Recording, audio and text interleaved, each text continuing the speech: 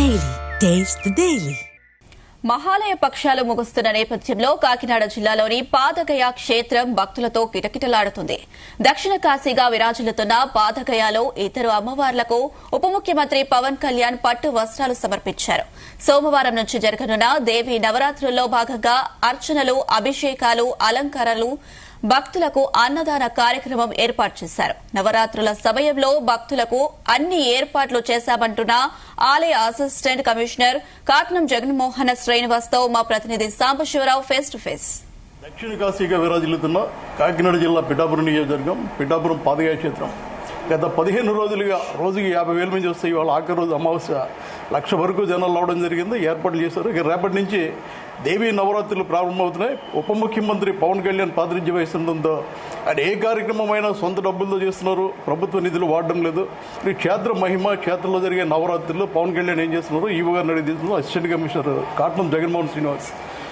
ఈ పవన్ కళ్యాణ్ గారు ఆయనే చీరలు ఇచ్చి సంస్కృతి ప్రారంభించారు. చీరలు అందినాయా? ఓం నమ శివాయ.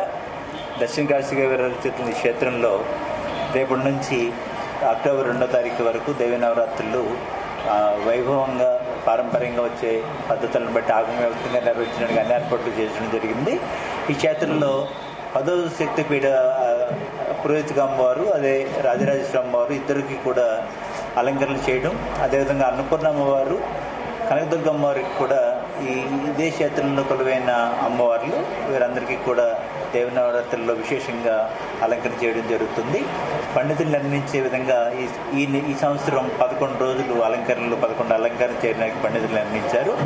వాటికి సంబంధించి 22 చీరలు కూడా స్థానిక శాసనసభ్యులు, రాష్ట్ర ఉప ముఖ్యమంత్రులు శ్రీ కొణిదెల పవన్ కళ్యాణ్ గారు ఇప్పటికే ఆలయానికి వారి యొక్క ప్రతినిధులతో పంపించడం జరిగింది. వాటిని స్థానాచార్యులు గారికి అన్ని కూడా మేము చెప్పడం జరిగింది. అమ్మవారి రూపాలు మాత్రం రాజేశ్వరం వారికి ఉంటుంది. ఇద్దరికి కూడా వస్త్రములు, పట్టు వరకు సమర్పణ జరుగుతుంది. రాజేశ్వరం వారికి మాత్రమే అలంకరణలు, ఈ అలంకరణలు ఈ ప్రత్యేకంగా మూలా నక్షత్రం రోజు సరస్వతి దేవగాను ఇలా రకరకాలుగా ఆ భిన్న రూపాలలో అమ్మవారి భక్తులకి కనువిందులు చేస్తూ ఆశీర్వచనం చేసి వాళ్ళు కొంగు బంగారంగా నిలిచే విధంగా ఈ 2 క్షేత్రాల్లో ఉన్న ఇద్దరు అమ్మవార్లు కూడా ఈ దేవి నవరాత్రులు 11 రోజులు అన్ని ఏర్పాట్లు చేయడం జరిగింది. భక్తులందరినీ దర్శించి తరించవలసిందిగా మీ ద్వారా అభ్యర్థించి దర్శన వేళలు పెంపుదల చేయడం జరిగింది. ఉదయం 5 గంటల నుంచి 1 గంట వరకు, సాయంత్రం 4 గంటల నుంచి 8:30 వరకు. అంటే సాధారణ వేళలకి అదనంగా 2 గంటలు వారు అదనంగా భక్తులకు సేవలు చేసే విధంగా వారితో కోఆర్డినేట్ మీటింగ్ ద్వారా నిర్ణయించడం జరిగింది.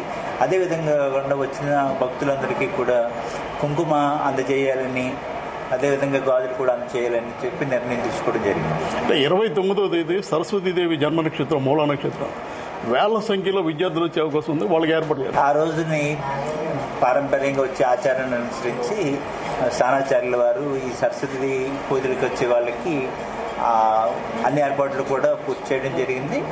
వాటిని వాళ్ళకి వచ్చే భక్తులకి కూర్చోబెట్టి ఆ పూజలను కూడా చేయడం జరుగుతుంది. ఈ 15 రోజుల నుంచి మన ఆలయం వేలాది మంది భక్తులతో కిటకిటలాడుతుంది. ముఖ్యంగా ఈ ఆలయాలకు సంబంధించి స్మార్ట్ కావచ్చు, వైకానసు, అదేవిధంగా పాంచురాత్రి ఆగమాలు ఉన్నాయి.